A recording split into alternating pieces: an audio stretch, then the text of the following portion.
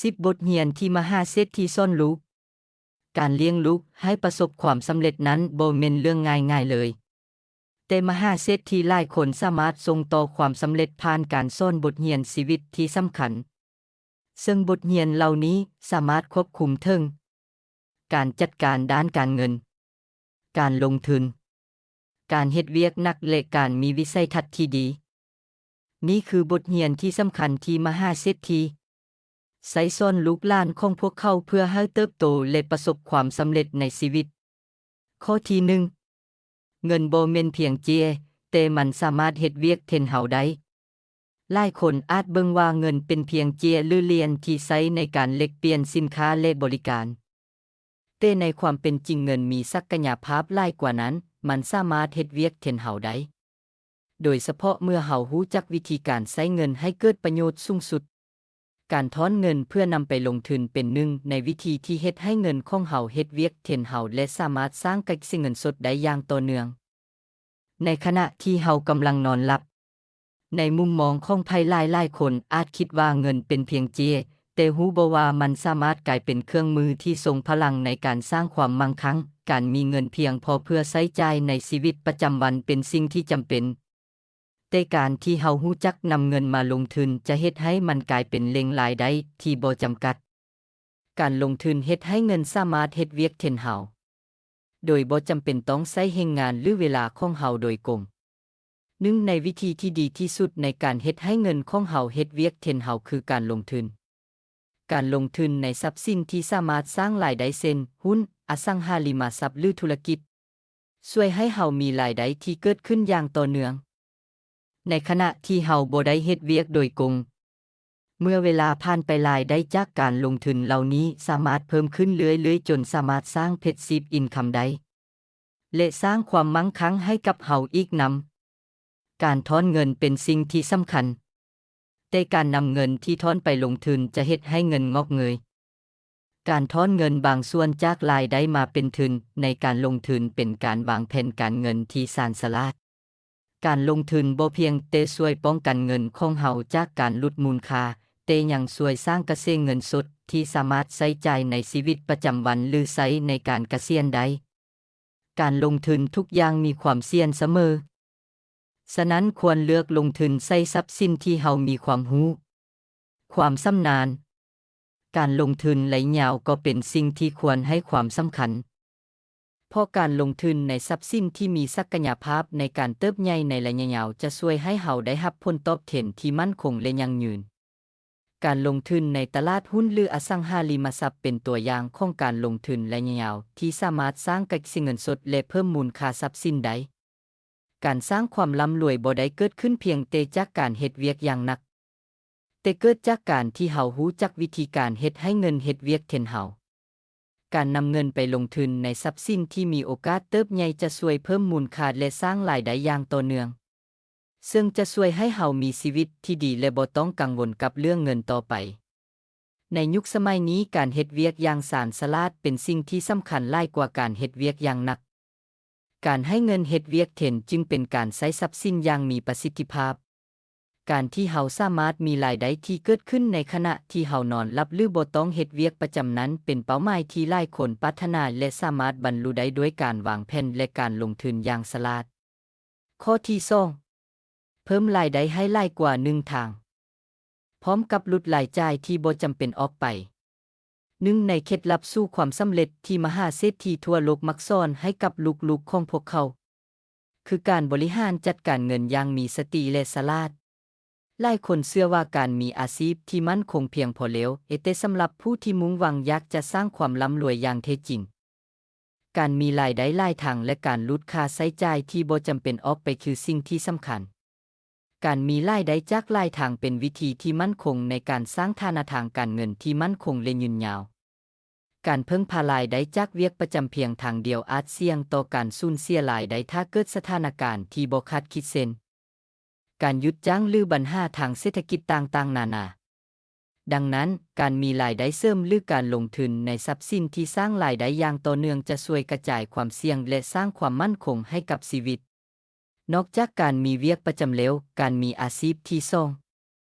ที่3ที่สามารถสร้างรายได้เพิ่มยังเป็นสิ่งที่สำคัญในการพัฒนาทักษะใหม่ๆหรือการสร้างธุรกิจที่สามารถช่วยเพิ่มรายได้และเสริมสร้างความมั่นคงทางการเงินได้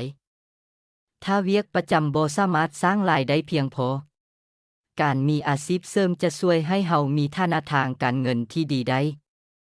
ถึงว่าจะมีรายได้หลายทางแต่ถ้าเฮาบ่สามารถควบคุมรายจ่ายที่บ่จำเป็นได้รายได้ที่หลายขึ้นก็บ่เพียงพอการใช้จ่ายฟุ่มเฟือยหรือการซื้อสิ่งของที่บ่จำเป็นเป็นสิ่งที่เฮ็ดให้เฮาตกอยู่ในความยากลำบากทางการเงินการลดรายจ่ายที่บ่จำเป็นและการใช้จ่ายอย่างมีสติจะช่วยให้เฮามีเงินเหลือสำหรับการลงทุนและการถอนตืมอีกการเฮ็ดงบประมาณและการติดตามรายจ่ายเป็นวิธีที่ดีในการบริหารจัดการเงินของเฮาการรู้ว่าเฮาใช้จ่ายเงินไปกับสิ่งใดและการตัดสินใจที่จะลดหรือตัดรายจ่ายที่บ่จำเป็นออกจะช่วยให้เฮาสามารถสะสมเงินเพื่อการลงทุนและการสร้างความมั่นคงได้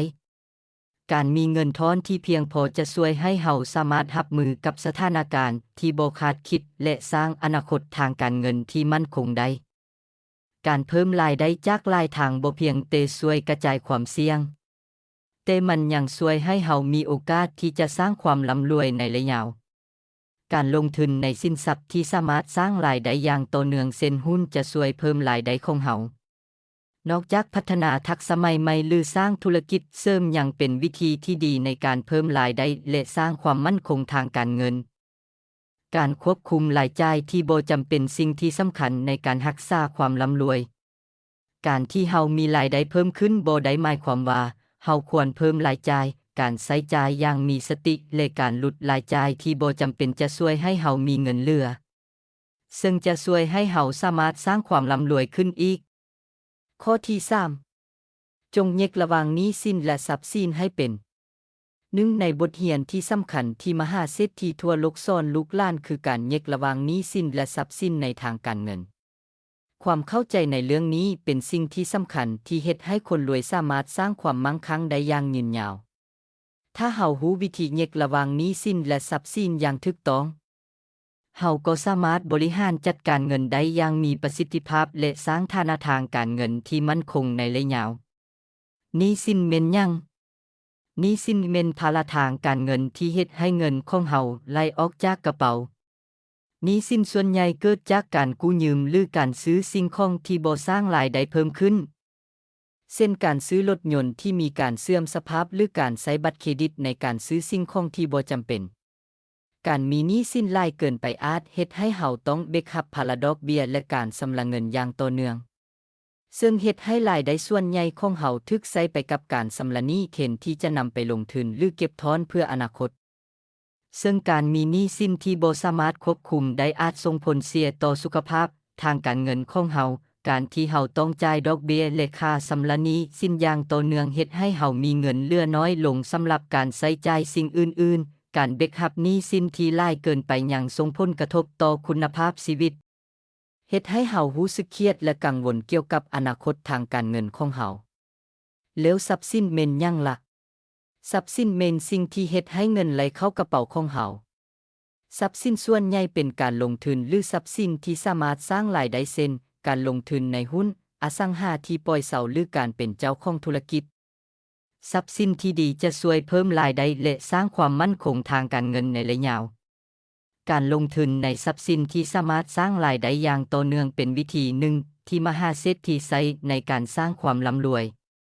เมื่อเฮาลงทุนในทรัพย์สินที่ดีเงินจะเริ่มเฮ็ดเวียกแทนเฮาเช่นการลงทุนในอสังหาที่ปล่อยเช่าจะเฮ็ดให้เฮามีรายได้จากค่าเช่าที่ได้รับเป็นประจำการลงทุนในหุ้นที่มีการจ่ายปันผลจะช่วยให้เฮามีรายได้เพิ่มขึ้นจากการจ่ายปันผลทุกๆปีการมีทรัพย์สินที่สามารถสร้างรายได้อย่างต่อเนื่องเฮ็ดให้เฮามีฐานะทางการเงินที่มั่นคงและบ่ต้องพึ่งพารายได้จากเวียกประจำเพียงอย่างเดียวเว้าให้เข้าใจง่ายๆก็คือหนี้สินเป็นสิ่งที่เฮ็ดให้เงินของเฮาไหลออกเช่นรถบ้านโทรศัพท์และอื่นๆส่วนทรัพย์สินเป็นสิ่งที่เฮ็ดให้เงินไหลเข้ากระเป๋าเฮาเช่นหุ้นบ้านที่ปล่อยเช่าทองที่ดินเป็นต้นฉะนั้นบทเรียนสำคัญที่มหาเศรษฐีได้สอนลูกคือการที่แยกระหว่างหนี้สินและทรัพย์สินให้เป็น การเรียนรู้ที่จะหลีกเลี่ยงหนี้สินที่บ่จำเป็นและตั้งในลงทุนในทรัพย์สินที่สามารถสร้างรายได้อย่างต่อเนื่องคือกุญแจสำคัญสู่ความสำเร็จทางการเงิน ข้อที่ 4 ในโลกนี้บ่มีสิ่งใดที่ลงทุนน้อยเร็วได้ผลตอบแทนที่ไวและหลายทุกอย่างต้องใช้เวลาหนึ่งในบทเรียนที่สำคัญของมหาเศรษฐีคือการเข้าใจว่าบ่มีการลงทุนใดที่ให้ผลตอบแทนสูงอย่างไวบาโดยบ่ต้องใช้ความพยายามหรือเวลาที่เพียงพอ ความคิดที่ว่าการลงทุนสามารถเฮ็ดให้เฮาร่ำรวยได้ในชั่วข้างคืนเป็นสิ่งที่เข้าใจผิดและอาจนำไปสู่ความล้มเหลว การเข้าใจในความสำคัญของเวลาและการลงทุนที่ยืนยาวเป็นกุญแจที่สำคัญสู่ความสำเร็จทางการเงิน การลงทุนที่แท้จริงบ่แม่นการเสี่ยงโชคลาภหรือการคาดหวังผลตอบแทนสูงในระยะเวลาสั้นๆ มหาเศรษฐีมักจะสอนลูกให้เข้าใจว่าการลงทุนที่ดีต้องใช้เวลาในการเจริญเติบโตและพัฒนามูลค่า การคาดหวังว่าจะได้รับผลตอบแทนสูงในทันทีเป็นความคิดที่อันตรายและอาจนำไปสู่การตัดสินใจที่ผิดพลาด การลงทุนต้องมีการวางแผนและการจัดการที่รอบคอบ เพื่อให้เกิดผลตอบแทนที่มั่นคงในระยะยาว การลงทุนที่ยืนยาวต้องได้อาศัยความอดทนและความตั้งใจ นักลงทุนที่ประสบความสำเร็จมักจะเข้าใจว่าเวลาคือปัจจัยที่สำคัญในการสร้างมูลค่าของการลงทุนบ่ว่าจะเป็นการลงทุนในตลาดหุ้น อสังหาหรือธุรกิจส่วนตัว ทุกการลงทุนต้องใช้เวลาในการเติบใหญ่ การอดทนรอท่าผลตอบแทนในระยะยาวจะนำไปสู่ความสำเร็จที่ยืนยาวได้ดังเช่นท่านวอร์เรน บัฟเฟตต์นักลงทุนในตำนานที่สามารถลงทุนให้ได้เงิน1,000,000,000 ล้านดอลลาร์ยังให้การยอมรับว่าทุกการลงทุนล้วนใช้เวลาบ่มีการลงทุนใดที่มีทางลัดเวลาเป็นสิ่งที่บ่สามารถย้อนกลับไปแก้ไขหรือสามารถซื้อขายกันได้คนร่ำรวยจึงให้ความสำคัญกับการเห็นคุณค่าของเวลาและการใช้เวลาให้มีประสิทธิภาพ การลงทุนที่ใช้เวลาหลายขึ้นในการเติบใหญ่มักจะสร้างผลตอบแทนที่มั่นคง เวลาเป็นสิ่งเดียวที่สามารถสร้างมูลค่ามหาศาลในอนาคต ดังนั้นการใช้เวลาอย่างรอบคอบในการวางแผนและการตัดสินใจการลงทุนจึงเป็นสิ่งที่สำคัญหลาย การลงทุนที่เน้นผลตอบแทนในระยะยาวมักจะนำไปสู่ความร่ำรวยที่แท้จริง การเบิ่งการลงทุนเป็นการสร้างมูลค่าในอนาคตและบ่แม่นแต่การหาผลกำไรในระยะสั้นจะช่วยให้เฮามีฐานะทางการเงินที่มั่นคง การที่เฮาลงทุนในสิ่งที่มีมูลค่าและสามารถอดทนรอท่าเวลาที่เหมาะสมจะเฮ็ดให้เฮาสามารถได้รับผลตอบแทนที่สูงกว่าและมั่นคงกว่า ข้อที่ 5 การลงทุนที่ดีที่สุดแม่นการลงทุนกับตนเอง ในโลกที่เปลี่ยนแปลงอย่างว่องไว ความร่ำรวยทางการเงินอาจบ่ยืนยาวถ้าหากปราศจากความรู้และความสามารถ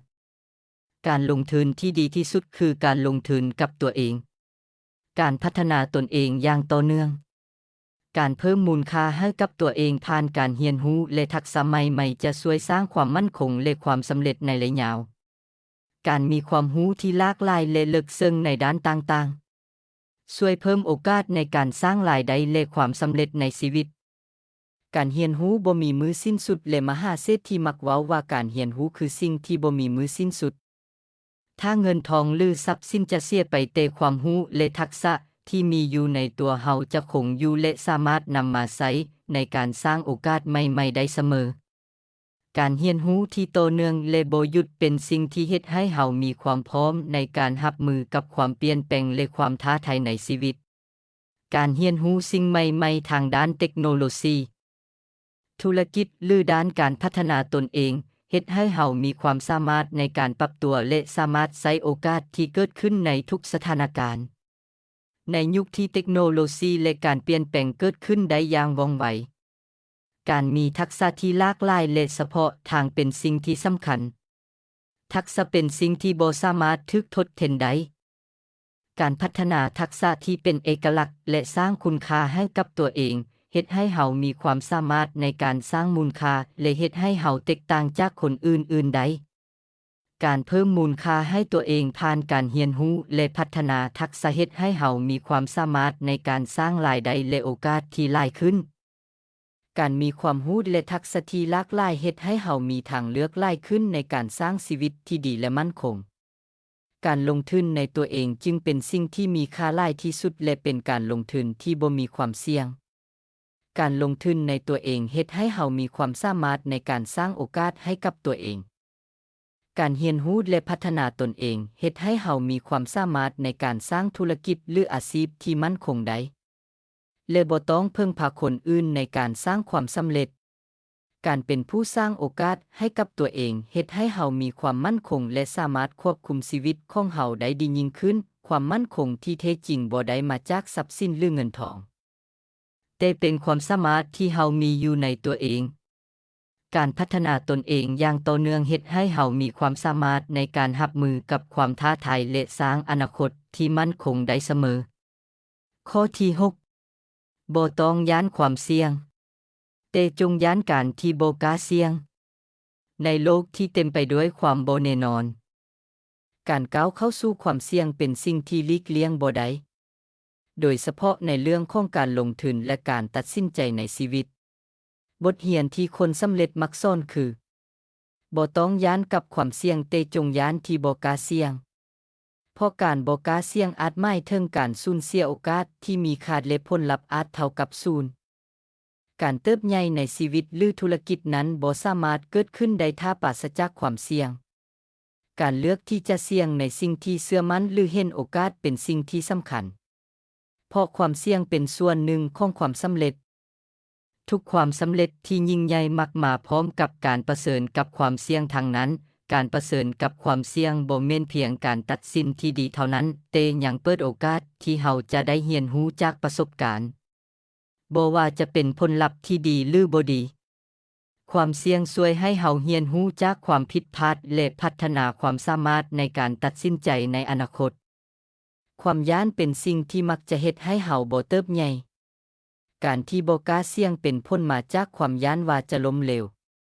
แต่เศรษฐีหลายคนบอกว่าความกล้าหาญในการเผชิญกับความเสี่ยงเป็นสิ่งที่เฮ็ดให้เฮาสามารถก้าวเข้าอุปสรรคและสร้างความสำเร็จได้การเผชิญกับความย้านและก้าวไปทางหน้าเป็นสิ่งที่เฮ็ดให้เฮามีโอกาสที่จะแตกต่างจากคนอื่นการที่บ่กล้าเสี่ยงเท่ากับว่าเฮาบ่เปิดโอกาสให้กับตัวเองการบ่ลงมือเฮ็ดสิ่งใดเลยถึงจะบ่มีการสูญเสียทางตรง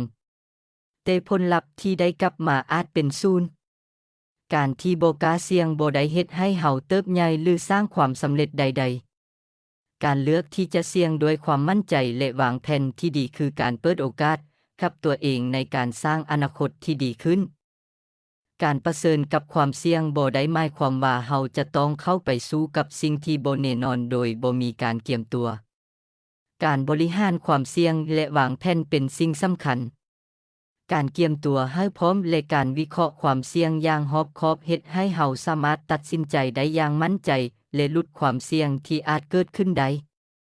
การเตรียมความพร้อมในการเผชิญกับความเสี่ยงยังรวมไปถึงการสร้างความยืดหยุ่นในตนเอง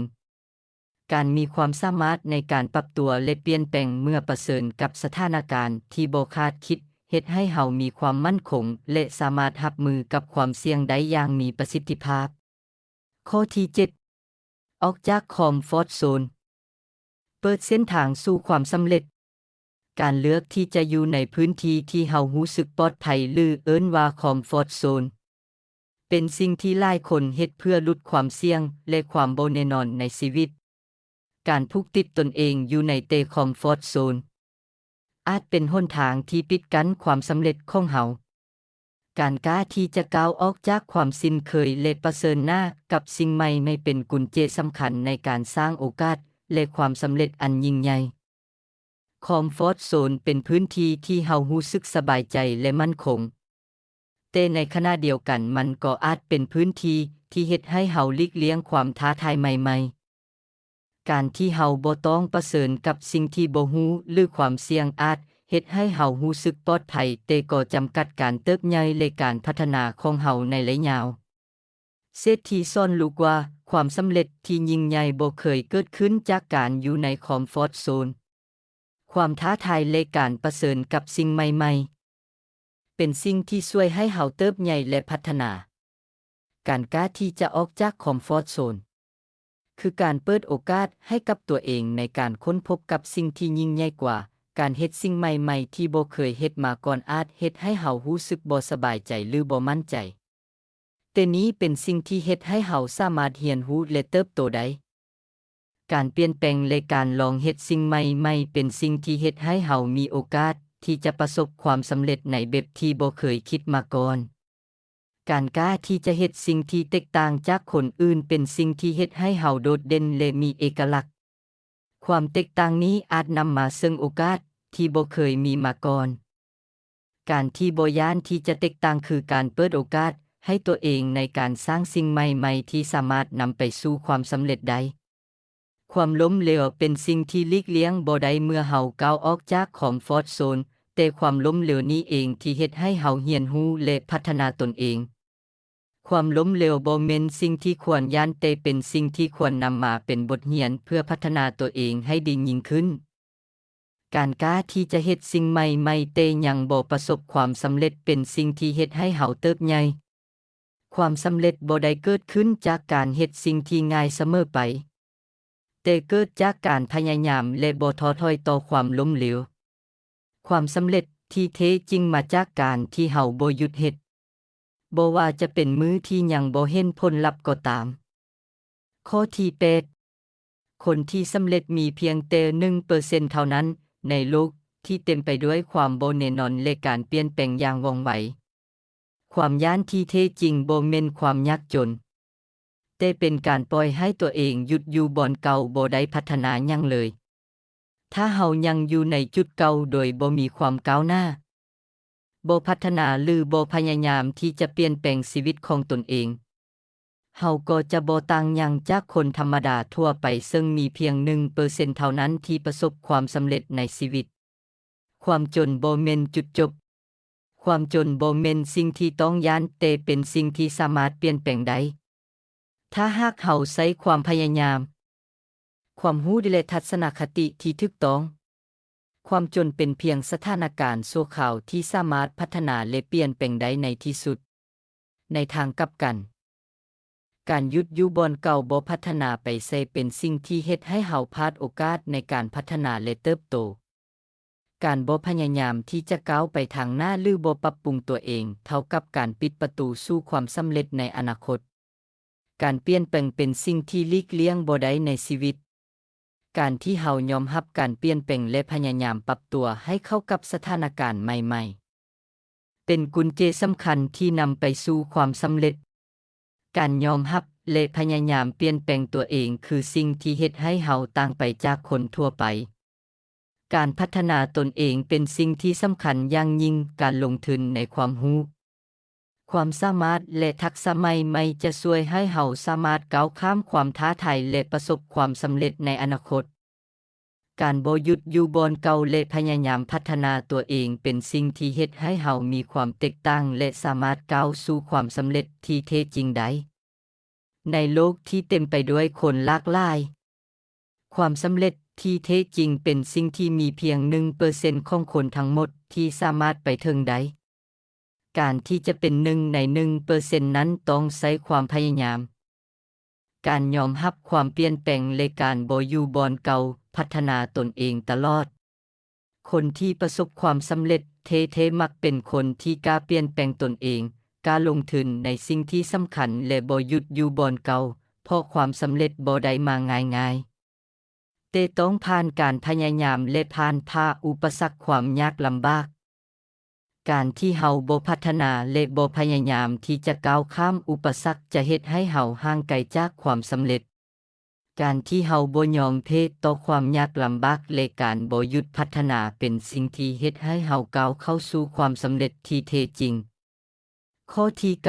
9เฮ็ดสิ่งที่เล็กๆน้อยๆแล้วผลลัพธ์อันยิ่งใหญ่จะตามมาในชีวิตคนเฮาความสำเร็จที่ยิ่งใหญ่บ่ได้มาจากการเฮ็ดสิ่งที่ใหญ่เพียงเทื่อเดียวแต่มาจากการสะสมของการกระทำน้อยๆที่เฮ็ดอย่างต่อเนื่องในทุกๆมื้อการเฮ็ดสิ่งน้อยๆให้สำเร็จในทุกๆมื้อนั้นมีความสำคัญหลายกว่าการหวังที่จะประสบความสำเร็จในสิ่งที่ใหญ่โดยทันที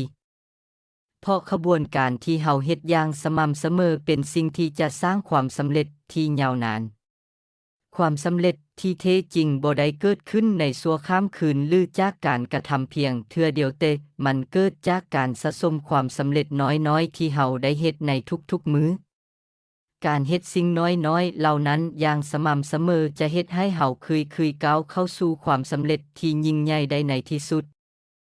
มหาเศรษฐีหลายคนมักซ่อนลูกว่าการให้ความสำคัญกับขบวนการหรือขั้นตอนที่เฮาเฮ็ดในแต่ละมื้อเป็นสิ่งที่สำคัญหลายกว่าเป้าหมายการตั้งใจเฮ็ดสิ่งน้อยๆให้สำเร็จในแต่ละมื้อจะช่วยให้เฮาสร้างนิสัยที่ดีและมีความอดทนในการเฮ็ดสิ่งต่างๆซึ่งจะนำไปสู่ความสำเร็จในที่สุดความสำเร็จบ่ได้มาจากความพยายามอย่างหนักในช่วงเวลาสั้นแต่เกิดจากการเฮ็ดสิ่งน้อยๆอย่างสม่ำเสมอในระยะยาวการกระทำน้อยๆที่เกิดขึ้นในทุกๆมื้อเช่นการอ่านหนังสือการฝึกฝนทักษะหรือการดูแลสุขภาพร่างกายจะสร้างความเปลี่ยนแปลงที่ยิ่งใหญ่ในชีวิตเฮาในอนาคตทุกการกระทำน้อยๆที่เฮาเฮ็ดในแต่ละมื้อเป็นการสะสมความรู้และประสบการณ์ที่มีค่าการเรียนรู้และพัฒนาตนเองจากการกระทำน้อยๆเหล่านี้จะเฮ็ดให้เฮาเติบใหญ่และมีความสามารถในการรับมือกับความท้าทายที่ใหญ่กว่าใดในอนาคตการตั้งเป้าหมายในระยะสั้นและระยะยาวเป็นสิ่งที่สำคัญเป้าหมายระยะยาวอาจเป็นความสำเร็จที่ยิ่งใหญ่แต่การตั้งเป้าหมายระยะสั้นหรือการเฮ็ดสิ่งน้อยๆให้สำเร็จในแต่ละมื้อเป็นสิ่งที่เฮ็ดให้เฮามีกำลังใจและสามารถก้าวไปทางหน้าได้อย่างมั่นคงซึ่งขบวนการที่เฮาเฮ็ดในแต่ละมื้อเป็นสิ่งที่มีค่าหลายกว่าเป้าหมายที่เฮาตั้งไว้การให้ความสำคัญกับขบวนการจะเฮ็ดให้เฮามีความสุขกับการเฮ็ดเวียกและบ่รู้สึกกดดันกับเป้าหมายที่ใหญ่การเฮ็ดสิ่งน้อยๆที่มีคุณภาพและมีความหมายจะนำพาเฮาไปสู่ความสำเร็จที่ดีได้แน่นอนข้อที่10 80% ของความสำเร็จและ20%เป็นผลมาจากการบ่ยอมแพ้หนึ่งในบทเรียนที่มหาเศรษฐีหลายคนสอนลูกของตนเองแม่นความสำเร็จบ่ได้มาจากความฉลาดหรือความสามารถเพียงอย่างเดียวแต่เกิดจากความบ่ยอมแพ้และความสามารถในการอดทนในช่วงเวลาที่ยากลำบากเศรษฐีหลายคนมักมีสิ่งที่คล้ายคือกันคือความมุ่งมั่นตั้งใจและการบ่ยอมแพ้ต่ออุปสรรคที่เกิดขึ้นบ่ว่าทางข้างหน้าจะยากลำบากเท่าใดพวกเขาก็ยังพยายามต่อสู้จนได้รับความสำเร็จได้ในที่สุดในขบวนการสู่ความสำเร็จสิ่งที่เฮ็ดให้มหาเศรษฐีหลายคนประสบความสำเร็จอย่างยืนยาวคือความบ่ยอมแพ้การมีความรู้และความสามารถอาจเป็นส่วนหนึ่งของความสำเร็จแต่ความสำเร็จที่แท้จริงมักเกิดจากการบ่ล้มเลิกความพยายามหรือหยุดเดินต่อเมื่อพบอุปสรรคพวกเขายังคงเดินหน้าและปรับปรุงอยู่เสมอความสำเร็จบ่แม่นเรื่องที่เกิดขึ้นในช่วงเวลาสั้นๆแต่ต้องอาศัยความสามารถในการยืนระยะในช่วงเวลาที่ยากลำบากคนที่ยืนได้เป็นเวลาดนคือคนที่มีโอกาสประสบความสำเร็จสูงกว่าการเฮ็ดเวียกนักการพัฒนาตนเองและการบ่ยอมแพ้เป็นสิ่งที่เฮ็ดให้เศรษฐีทั้งหลายก้าวข้ามอุปสรรคใดอุปสรรคและความล้มเหลวบ่แม่นสิ่งที่ควรหลีกเลี่ยงแต่ควรเป็นโอกาสในการเรียนรู้และพัฒนาตนเองการบ่ยอมแพ้ในช่วงเวลาที่พบความยากลำบากจะเฮ็ดให้เฮาได้เรียนรู้วิธีการแก้ไขปัญหาและพัฒนาความสามารถของตนเองคนที่ประสบความสำเร็จบ่แม่นคนที่บ่เคยล้มเหลวแต่เป็นคนที่บ่ยอมแพ้เมื่อพบกับอุปสรรคความอดทนในการเผชิญหน้ากับความท้าทายและการบ่ยอมแพ้ต่อปัญหาเป็นสิ่งที่เฮ็ดให้มหาเศรษฐีต่างจากคนทั่วไปการตั้งเป้าหมายและการมุ่งมั่นเฮ็ดสิ่งเหล่านี้ให้สำเร็จเป็นสิ่งที่คนรวยสอนลูกว่าต้องเฮ็ดอย่างต่อเนื่องการบ่ยอมแพ้เมื่อพบความยากลำบากเป็นการพิสูจน์ถึงความตั้งใจและความต้องการที่จะประสบความสำเร็จอย่างแท้จริงความสำเร็จบ่ได้เกิดมาจากการพึ่งพาอาศัยโชคลาภแต่เกิดจากการพัฒนาตนเองและความมุ่งมั่นในการเฮ็ดสิ่งต่างๆให้ดีขึ้นในทุกๆมื้อ การบ่ยอมแพ้เป็นเพียงส่วนหนึ่งของการพัฒนาตนเองให้ดีและสามารถประเสริญกับความท้าทายใดสรุปบทเรียนจากมหาเศรษฐีซ่อนลูกเป็นการสะท้อนถึงวิธีคิดและแนวทางการใช้ชีวิตที่นำไปสู่ความสำเร็จและมั่นคงทางการเงินในโลกที่เงินบ่แม่นเพียงเจียแต่เป็นเครื่องมือที่สามารถเฮ็ดเวียกแทนเฮาได้การเก็บทอนเงินเพื่อลงทุนต่อยอดเป็นวิธีหนึ่งที่ช่วยให้เงินเฮาเฮ็ดเวียกแทนเฮาในขณะที่เฮานอนหลับการเพิ่มรายได้จากหลายทางและลดรายจ่ายที่บ่จำเป็นออกเป็นกลยุทธ์ในการสร้างความมั่นคงทางการเงินที่มหาเศรษฐีทั้งหลายให้ความสำคัญการเข้าใจความแตกต่างระหว่างหนี้สินและทรัพย์สินเป็นสิ่งที่สำคัญหนี้สินเฮ็ดให้เงินไหลออกจากกระเป๋าส่วนทรัพย์สินเฮ็ดให้เงินไหลเข้ากระเป๋าการลงทุนทุกอย่างต้องใช้เวลาและสิ่งที่เศรษฐีซ่อนคือการให้ความสำคัญกับเวลาเพราะมันสามารถสร้างมูลค่ามหาศาลในอนาคตการลงทุนที่ดีที่สุดคือการลงทุนกับตนเองเพิ่มมูลค่าให้ตัวเองผ่านการพัฒนาความรู้และความสามารถการกล้าประเสริญกับความเสี่ยงเป็นสิ่งที่สำคัญเพราะการบ่กล้าเสี่ยงผลลัพธ์ก็ยังเท่าเก่าบ่เปลี่ยนแปลงนอกจากนี้การออกจากคอมฟอร์ตโซนและเฮ็ดสิ่งใหม่ๆเป็นหนทางสู่ความสำเร็จอย่างแท้จริงความกล้าที่ก้าวออกจากเขตพื้นที่สบายจะเปิดโอกาสใหม่ๆให้กับเฮาสิ่งที่เป็นตาย้านที่สุดบ่แม่นความจนแต่แม่นการที่ตนเองบ่ไปใส่ถ้าเฮายังอยู่บ่อนเก่าโดยบ่มีการเปลี่ยนแปลงเฮาจะบ่มีมือแตกต่างจากคนทั่วไปเพราะคนสำเร็จมีเพียงแต่ 1% เท่านั้นการบ่ต้องเฮ็ดสิ่งที่ยิ่งใหญ่ในเทื่อเดียวแต่ให้เฮ็ดสิ่งน้อยๆให้สำเร็จในทุกๆมื้อจะนำไปสู่ความสำเร็จที่ยิ่งใหญ่ในระยะยาวสุดท้าย 80% ของความสำเร็จมาจากความบ่ยอมแพ้การอดทนในช่วงเวลาที่ยากลำบากคือสิ่งที่มหาเศรษฐีทุกคนมีคือกันเพราะความสำเร็จขึ้นอยู่กับว่าไผยืนระยะใดดนกว่ากันการบ่ยอมแพ้ต่ออุปสรรคเป็นกุญแจสู่ความสำเร็จอย่างแท้จริงซึ่งทางสองของพวกเขาก็หวังอย่างยิ่งว่าพวกท่านจะได้สาระดี